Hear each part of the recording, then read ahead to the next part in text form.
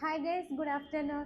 അപ്പോൾ നമ്മൾ കുറേ നാളായി വീഡിയോയ്ക്കും കണ്ടിട്ട് ഇന്ന് ഞാൻ നിങ്ങൾക്കായി പരിചയപ്പെടുത്തുന്നത് റിവിറ്റ് ആർക്കിടെക്ചറിന്റെ ഫസ്റ്റ് ഇന്റർഫേസ്, അതായത് ബേസിക്സ് ഓഫ് റിവിറ്റ് ആർക്കിടെക്ചറിനെ പറ്റിയിട്ടാണ് നമുക്കിന്ന് വീഡിയോയിൽ ചെയ്യുന്നത്. വീഡിയോയിലേക്ക് പോവാം. ഓട്ടോക്യാഡ് 2D നമ്മൾ ഓൾറെഡി ചെയ്യുന്നതാണ്. പ്ലാനുകൾ വരയ്ക്കാനൊക്കെ വേണ്ടിയിട്ട് ഓട്ടോക്യാഡ് നമ്മൾ ചെയ്യുന്നതാണ്. അതുപോലെ തന്നെ റിവിറ്റുമായി പറയുകയാണെന്ന് വെച്ചാൽ റിവിറ്റിന് നമ്മൾ 4D CAD എന്നാണ് പറയുക. 2D, 3D, ഡയമെൻഷനിങ് വിത്ത് ഷെഡ്യൂളിങ്, ഈ 4 കാര്യം കൂടി ഒറ്റ സോഫ്റ്റ്വെയർ ചെയ്യാൻ പറ്റും. അതാണ് ഈ റിവിറ്റ് ആർക്കിടെക്ചർ എന്ന് പറയുന്നത്. ഇതാണ് റിവിറ്റ് ആർക്കിടെക്ചറിൻ്റെ ഓപ്പൺ ചെയ്ത് വരുമ്പോഴുള്ള ഫസ്റ്റ് ഇൻ്റർഫേസ് എന്ന് പറയുന്നത്. ഈ ഒരു ഇൻ്റർഫേസിനെ രണ്ടായിട്ട് ഡിവൈഡ് ചെയ്തിട്ടുണ്ട്. First one projects. അപ്പോൾ ആദ്യം ഞാൻ പറയുന്നത് പ്രൊജക്ട്സിനെ പറ്റിയിട്ടാണ്.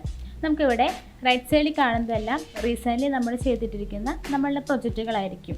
അപ്പോൾ നമ്മളിപ്പോൾ ഓട്ടോക്യാഡിലൊരു പ്രൊജക്റ്റ് ഫയൽ എങ്ങനെ പറയാം? DWG ഫയൽസ് എന്ന് പറയും. അപ്പോൾ അതുപോലെ തന്നെ റിവിറ്റ് ഫയലുകളെ നമ്മൾ പറയുന്നത് .rvt ഫയൽസ് ആണ്. അതായത് റിവിറ്റിൽ ചെയ്യുന്ന പ്രൊജക്ട്സിൻ്റെ ഫയൽ ഫോർമാറ്റാണ് .rvt. പിന്നെ പറയുന്നത് ഇതിനെ ഓപ്പൺ എന്ന് പറഞ്ഞ് കിടക്കുന്നുണ്ട്. ഓപ്പൺ എന്ന് പറയുന്നത് എന്താ? Open A Revit project file, അതായത് ഓൾറെഡി ചെയ്തു വെച്ചിരിക്കുന്ന ഒരു റിവിറ്റിൻ്റെ ഫയലിനെ ഓപ്പൺ ചെയ്യാൻ വേണ്ടിയിട്ട്. ന്യൂ എന്ന് പറയുന്നത് create A Revit project file, പുതിയൊരു റിവിറ്റിൻ്റെ പ്രൊജക്റ്റ് ഫയലുകൾ ക്രിയേറ്റ് ചെയ്യാൻ വേണ്ടിയിട്ടാണ്. അപ്പോൾ നമ്മൾ റിവിറ്റ് ഓപ്പൺ ചെയ്യുമ്പോൾ ഓപ്പൺ ന്യൂ എന്നുള്ളതിൽ ഡിഫോൾട്ടായി തന്നെ കിടക്കുന്നുണ്ടായിരിക്കും. പിന്നീട് പറയുന്നത് ഈ ഓപ്പൺ ന്യൂ കഴിഞ്ഞ് വരുന്ന ഓപ്ഷനുകളെല്ലാം നമ്മൾ ടെംപ്ലേറ്റ് ഫയൽസ് എന്നാണ് പറയുക. ടെംപ്ലേറ്റ് എന്ന് പറയുമ്പോൾ നമ്മളിപ്പോൾ റിവിറ്റ് ആർക്കിടെക്ചർ മാത്രമല്ല ചെയ്യാം, സ്ട്രക്ചർ ചെയ്യുന്നുണ്ട്, MEP ചെയ്യുന്നുണ്ട്. അപ്പോൾ അതിനെല്ലാം, അതായത് ഇത് ഫസ്റ്റ് ഇൻ്റർഫേസ് മാത്രമാണ്. ഈ സെക്കൻഡ് ഇൻ്റർഫേസിലേക്ക് പോകണമെങ്കിൽ കറക്റ്റായിട്ടൊരു ടെംപ്ലേറ്റ് യൂസ് ചെയ്താൽ മാത്രമാണ് നമുക്ക് സെക്കൻഡ് ഇൻ്റർഫേസിലേക്ക് പോകാനായിട്ട് പറ്റുള്ളൂ. അതുകൊണ്ടാണ് നമുക്കിപ്പോൾ ഡിഫോൾട്ട് മെട്രിക് ഉണ്ട്, സ്ട്രക്ചറൽ മെട്രിക് ഉണ്ട്. അപ്പോൾ നമുക്ക് ഏതാണോ നെക്സ്റ്റ് ഓപ്പൺ ചെയ്യേണ്ട ഇൻ്റർഫേസ് അതിലേക്ക് ഓപ്പൺ ആവാൻ വേണ്ടിയിട്ടാണ് മെയിനായിട്ട് ഈ ടെംപ്ലേറ്റ് ഫയലുകൾ നമ്മൾ യൂസ് ചെയ്യുന്നത്. ഇനി പറയുന്നത് എന്താ വെച്ചിട്ടുണ്ടെങ്കിൽ റിവിറ്റിലെ ഈ ടെംപ്ലേറ്റ്സുകളുടെ ഫയൽ ഫോർമാറ്റ് എന്ന് പറയുന്നത് .rte ആണ്. .rte റിവിറ്റിലെ ടെംപ്ലേറ്റ് ഫയൽസ് എന്നാണ് പറയുക. പിന്നീട് പറയുന്നത് ഫാമിലീസ് ആണ്. ഫാമിലീസ് എന്ന് പറയുന്നത് മെയിനായിട്ട് ക്രിയേഷൻസ് ആണ്. റിവിറ്റിൻ്റെ പ്രത്യേകത എന്ന് വെച്ചാൽ എല്ലാ കാര്യങ്ങളും ഇതിൽ ഇൻബിൽഡായിട്ട് കിടക്കുന്നുണ്ട്. ഇപ്പോൾ ഡോറ്, വിൻഡോ, കമ്പോണൻസ്, അതായത് ടേബിൾ, ചെയർ, അങ്ങനത്തെ കാര്യങ്ങളൊക്കെ ഉണ്ടല്ലോ, എല്ലാം ഇതിൽ ഡിഫോൾട്ടായിട്ട് അല്ലെങ്കിൽ ഇൻബിൽഡായിട്ട് കിടക്കുന്നുണ്ട്. ഇപ്പോൾ ഇത് കൂടാതെ നമ്മളോട് നമ്മുടെ ക്ലയൻറ്റ് പറയാൻ ഇന്ന ഡിസൈനിലൊന്നും എനിക്ക് വരച്ച് തരണം, അങ്ങനെ നമുക്കിപ്പോൾ ഡിസൈനിലേക്ക് വരയ്ക്കാൻ വേണ്ടിയിട്ടാണ് മെയിനായിട്ട് ഈ ഫാമിലി ക്രിയേഷൻ യൂസ് ചെയ്യുന്നത്. ഈ ഫാമിലീസിൻ്റെ ഫയൽ ഫോർമാറ്റ് എന്ന് പറയുന്നത് .rfa ആണ് കേട്ടോ, അതായത് റിവിറ്റിലെ ഫാമിലി ഫയൽസ്. ഇതാണ് ഈ ഒരു ഫസ്റ്റ് ഇൻ്റർഫേസിനെ പറ്റി പറയുന്നത്. ഇനി എനിക്ക് സെക്കൻഡ് ഇൻ്റർഫേസിലേക്ക് ഓപ്പൺ ചെയ്യണം. സെക്കൻഡ് ഇൻ്റർഫേസിലേക്ക് ഓപ്പൺ ചെയ്യാൻ ഞാനിപ്പോൾ ഡിഫോൾട്ട് മെട്രിക്കാണ് ഉപയോഗിക്കുന്നത്. ഇത് കൂടാതെ നമുക്ക് ആർക്കിടെക്ചർ ടെംപ്ലേറ്റുകൾ ഓപ്പൺ ചെയ്യാം. അതുപോലെ തന്നെ ഇതിൽ കൺസ്ട്രക്ഷൻ ടെംപ്ലേറ്റ്, അങ്ങനെ ഓരോ ടെംപ്ലേറ്റുകളും കിടക്കുന്നുണ്ടാവും ഓരോ വെർഷൻ അനുസരിച്ചിട്ട്. അപ്പോൾ ഇപ്പോൾ ഞാൻ യൂസ് ചെയ്യുന്നത് ഡിഫോൾട്ട് മെട്രിക്കാണ്. അപ്പോൾ ഓപ്പൺ ചെയ്ത് വരുമ്പോൾ ആദ്യം ഇവിടെ മോഡൽ അപ്ഗ്രേഡഡ് എന്നാണ് കാണിക്കുക. തൊട്ട് താഴെ പ്രോസസ്സിങ് ആവുന്നുണ്ടാവും. 100% ആവുമ്പോഴാണ് സെക്കൻഡ് ഇൻ്റർഫേസിലേക്ക് ഓപ്പൺ ആയിട്ട് വരാം. ഇതാണ് റിവിറ്റിലെ ഓപ്പൺ ചെയ്ത് വരുമ്പോഴുള്ള ഇൻ്റർഫേസ് എന്ന് പറയുന്നത്. ഈ ഒരു ഇൻ്റർഫേസിൽ നമ്മൾ സാധാരണ നമുക്ക് പറയുന്ന പോലെ തന്നെ ആപ്ലിക്കേഷൻ മെനു ബാർ, പിന്നീട് ക്വിക്ക് ആക്സസ് മെനു ബാർ. ഈ ക്വിക്ക് ആക്സസ് മെനു ബാറിൻ്റെ പ്രത്യേകം നമുക്ക് നോക്കിയാൽ കാണാൻ പറ്റും. അതായത് ഡിഫോൾട്ടായിട്ടൊരു 3D വ്യൂ കൂടെ കിടക്കുന്നുണ്ടാവും. ഇതിലല്ലാതെയും ഈ മെയിൻ മെനു ബാറിൽ നമുക്ക് ഡിഫോൾട്ട് 3D വ്യൂ കിടക്കുന്നുണ്ടാവും.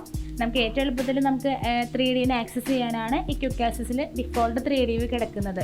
കാരണം ഞാൻ നേരത്തെ പറഞ്ഞു 2Dയും 3Dയും ഒരുപോലെ നമുക്കിതിൽ ചെയ്യാനായിട്ട് പറ്റുന്നു. പിന്നീട് പറയുന്നത് ടൈറ്റിൽ ബാറാണ്. സാധാരണ ഏത് സോഫ്റ്റ്വെയർ എന്നാണ് കാണിക്കുക. ഇതിൽ നമ്മൾ പറയുന്നത് ഏതാണ് പ്രൊജക്റ്റ് എന്നാണെങ്കിൽ നമുക്ക് കാണിക്കുന്നുണ്ടായിരിക്കാം. പ്രൊജക്റ്റ് ഏത് ചെയ്യുന്നതെന്നുള്ളതും ഏത് ലെവലിലാണെന്നുള്ളതാണ് കാണിക്കുന്നുണ്ടായിരിക്കാം. പിന്നീട് ഇൻഫോർമേഷൻ സെൻറ്ററാണ്. നമുക്ക് എന്തെങ്കിലും ഡൗട്ടൊക്കെ ഉണ്ടെങ്കിൽ, ടൂളുകളെ പറ്റി എന്തെങ്കിലും ഡൗട്ടൊക്കെ ഉണ്ടെങ്കിൽ നമുക്കിതിൽ സെർച്ച് ചെയ്ത് കണ്ടുപിടിക്കാവുന്നതാണ്. പിന്നീട് ഓരോ മെയിൻ ടാബുകളെയും ഓപ്പൺ ചെയ്യുന്നുണ്ട്. ഓരോ മെയിൻ ടാബുകളെയും ഓരോ പാനലുകളായിട്ടാണ് ഇവിടെ ഡിവൈഡ് ചെയ്തിരിക്കുന്നത്. നമുക്ക് നോക്കിയാൽ കാണാൻ പറ്റും. ഇപ്പോൾ ആർക്കിടെക്ചർ ടാബാണ് ഞാൻ ഓപ്പൺ ചെയ്തതെങ്കിൽ അതിൽ build, circulation, model, room and area, ഇങ്ങനെയാണ് പാനലുകളെ കൊടുത്തിട്ടുള്ളത്. അപ്പോൾ നമുക്ക് ഈ ബിൽഡ് പാനൽ എടുത്ത് നോക്കിയാൽ അറിയാൻ പറ്റും. ഒരു വോള്, ഡോറ്, വിൻഡോ, കമ്പോണൻറ്റ്, ഇങ്ങനത്തെ കമ്പോണൻസ് ഒക്കെ ഇതിൽ ഉണ്ട്. അപ്പോൾ നമുക്കറിയാം അതൊരു ബിൽഡിംഗ് ഏറ്റവും എളുപ്പത്തിൽ വരയ്ക്കാനുള്ള കമ്പോണൻസാണ് ആ പാനലിൽ നിന്ന്. അതുപോലെ തന്നെയാണ് ഇപ്പോൾ മോഡൽ എടുക്കുകയാണെങ്കിൽ ടെക്സ്റ്റ്, ലൈന്, ഗ്രൂപ്പ് അങ്ങനത്തെ കാര്യങ്ങളൊക്കെയാണ് വരുന്നത്. അപ്പോൾ ഓരോ ടൂളുകളെയും ഏറ്റവും എളുപ്പത്തിൽ ആക്സസ് ചെയ്യാനാണ് ഓരോ ടാബുകളിലും പാനലുകളായിട്ട് അറേഞ്ച് ചെയ്തിരിക്കുന്നത് കേട്ടോ. ഇനി പറയുന്നൊരു കാര്യം, പ്രോപ്പർട്ടീസ് ആൻഡ് പ്രൊജക്റ്റ് ബ്രൗസർ. ഇങ്ങനെ ഒരു വിൻഡോ ഇവിടെ കിടക്കുന്നുണ്ടാവും. ശരിക്കും പറഞ്ഞാൽ ഇത് രണ്ട് വിൻഡോ ആയിട്ടാണ് കിടക്കുക. നമുക്കിതിനെ ഡ്രാഗ് ചെയ്തിട്ട് ഒരുമിച്ച് ഇങ്ങനെ ആക്കി വയ്ക്കാനും പറ്റും. അപ്പോൾ അതിൽ ഞാൻ ആദ്യം പറയുന്നത് പ്രോപ്പർട്ടീസിനെ പറ്റിയിട്ടാണ്. പി ആണ് ഷോർട്ട് കീ പറയുന്നത് കേട്ടോ. പക്ഷെ നമുക്ക് എൻ്റർ കൊടുക്കേണ്ട ആവശ്യമില്ല, ജസ്റ്റ് പി എന്ന് മാത്രം കൊടുത്താൽ മതിയോ. ജസ്റ്റ് നോക്കുക, ഈ പ്രോപ്പർട്ടി വിൻഡോയിൽ ആദ്യം കിടക്കുന്നത് ഫ്ലോർ പ്ലാൻ ആണ്. ഫ്ലോർ പ്ലാൻ എന്ന് പറഞ്ഞ് കിടക്കുന്ന പോർഷൻ നമ്മൾ ടൈപ്പ് സെലക്ടർ എന്നാണ് പറയുക. അപ്പോൾ ഞാൻ എന്താ വെച്ചിട്ടുണ്ടെങ്കിൽ ഇതിലെല്ലാ കാര്യങ്ങളും ഇതിൽ ഡിഫോൾട്ടായി കിടക്കുന്നുണ്ടല്ലോ.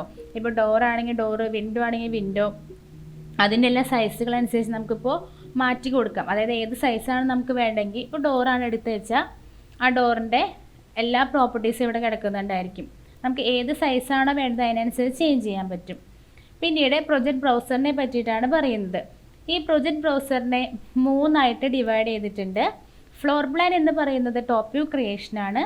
സീലിംഗ് പ്ലാൻ എന്ന് പറയുന്നത് സീലിംഗ്, ലൈറ്റ്, ഫാൻ അതൊക്കെ നമുക്ക് ആഡ് ചെയ്യാം. എലിവേഷൻ എന്ന് പറയുന്നത് ബിൽഡിംഗ് എലിവേഷനാണ്.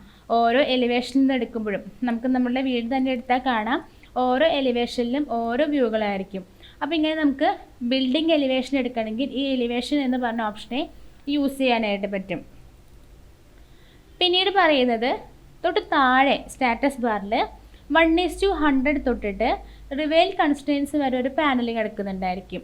ഈ ഒരു പാനൽ നമ്മൾ മെയിനായിട്ട് പറയുക വ്യൂ കൺട്രോൾ ബാർ എന്നാണ്. ഈ വ്യൂ കൺട്രോൾ ബാറിൽ മെയിനായിട്ട് നമ്മളുടെ ഒബ്ജക്റ്റിന് സ്കെയിലിംഗ് ചെയ്യുക, സ്റ്റൈലുകൾ ചേഞ്ച് ചെയ്യുക, ഹൈഡ്, അൺഹൈഡ് അങ്ങനത്തെ കാര്യങ്ങളൊക്കെ ആയിരിക്കും മെയിനായിട്ട് ഉണ്ടായിരിക്കുക. പിന്നീട് പറയുന്നത് ഈ 4 എലിവേഷനെ പറ്റിയിട്ടാണ്. അതായത് നമുക്ക് നോക്കുമ്പോൾ ഇൻ്റർഫേസിൽ നമുക്ക് 4 ഡോട്ട് പോലെ കാണുന്നുണ്ട്. ഇതിന് നമ്മൾ elevation view or camera views എന്നാണ് പറയുക. ഈ എലിവേഷൻ വ്യൂ ആണ് നമ്മൾ മെയിനായിട്ട് ഡ്രോയിങ് ചെയ്യുമ്പോൾ സൂം ചെയ്തിട്ടൊക്കെ വേണം നമുക്ക് ചെയ്യാനായിട്ട് കേട്ടോ. ഇനി ഈ പ്രോപ്പർട്ടീസ് ആൻഡ് പ്രൊജക്റ്റ് ബ്രൗസർ, ഈ 2 വിൻഡോയും നമുക്ക് വളരെ ഇമ്പോർട്ടൻ്റ് ആയിട്ടുള്ളതാണ്.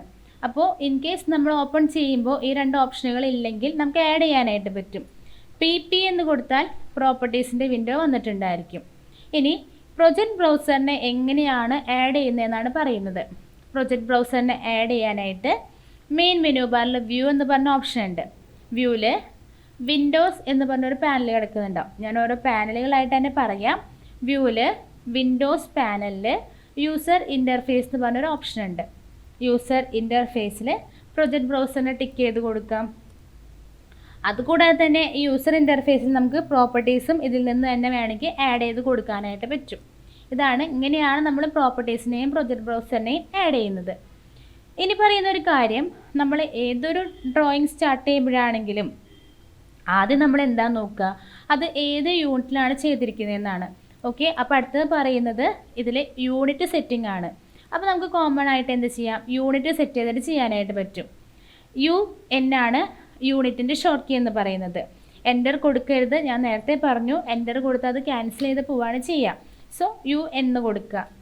ഇതിൽ ഓരോ യൂണിറ്റുകൾക്കും ഓരോ ഫോർമാറ്റുകളായിട്ടാണ് കൊടുത്തിരിക്കുന്നത്.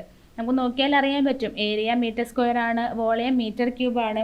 അപ്പോൾ നമ്മൾ റിവിറ്റിൽ യൂസ് ചെയ്യുന്നത് ലെങ്ത്തിൻ്റെ ഫോർമാറ്റാണ് കേട്ടോ.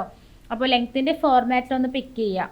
ഇനി പറയുന്നത് ഏത് യൂണിറ്റാണോ നമുക്ക് വേണ്ടതെന്ന് വെച്ചിട്ടുണ്ടെങ്കിൽ ഇവിടെ സെലക്ട് ചെയ്ത് കൊടുക്കാനായിട്ട് പറ്റും. അതുപോലെ തന്നെ യൂണിറ്റ് സിംബൽ നമുക്ക് ചേഞ്ച് ചെയ്ത് കൊടുക്കാം.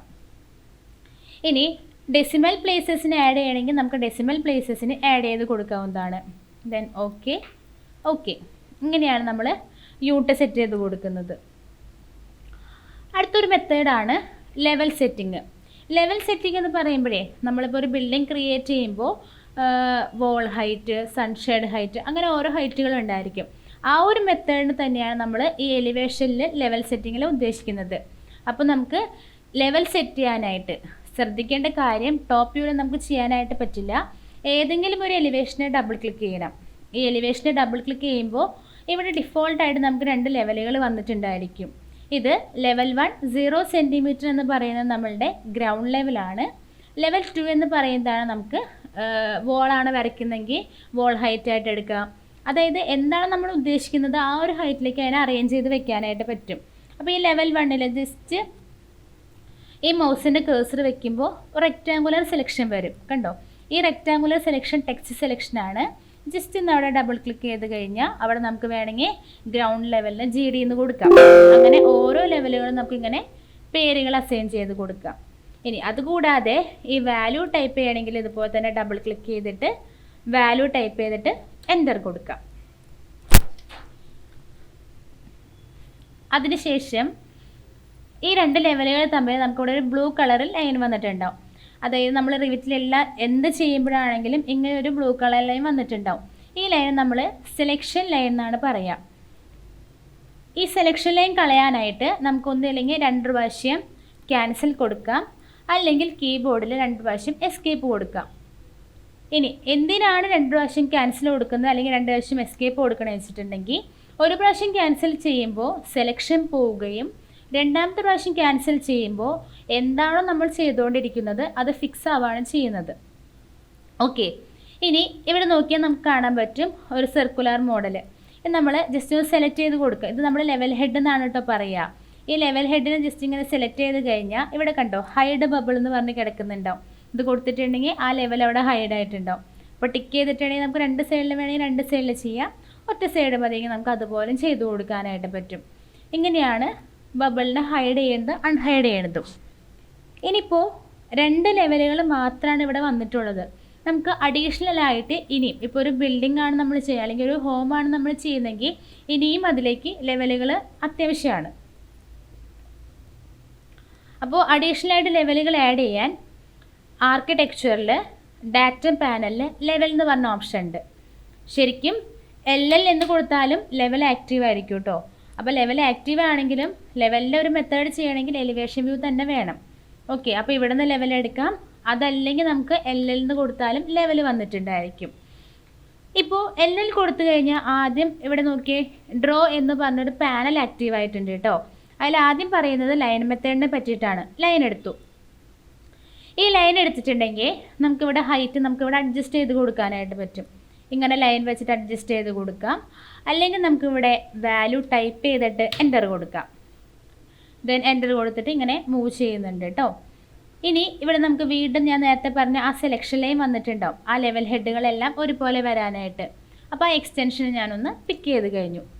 പിക്ക് ചെയ്ത് കഴിഞ്ഞപ്പോൾ ഇനി എന്ത് വേണം? ഒരു പ്രാവശ്യം ക്യാൻസൽ കൊടുത്തു. സെലക്ഷൻ എല്ലായിടത്തും പോയിട്ടുണ്ട്. പക്ഷേ ഇതിവിടെ ഫിക്സ് അല്ല. ഒരു പ്രാവശ്യം കൂടെ ക്യാൻസൽ കൊടുത്തപ്പോൾ അതവിടെ ഫിക്സായി. ഇനി എന്ത് ചെയ്യാം? ഈ ലെവലുകൾ ഒരുപോലെ വരാനായിട്ട് ലെവൽ സെലക്ട് ചെയ്ത് കഴിഞ്ഞാൽ ഒരു സർക്കിൾ ഉണ്ട്.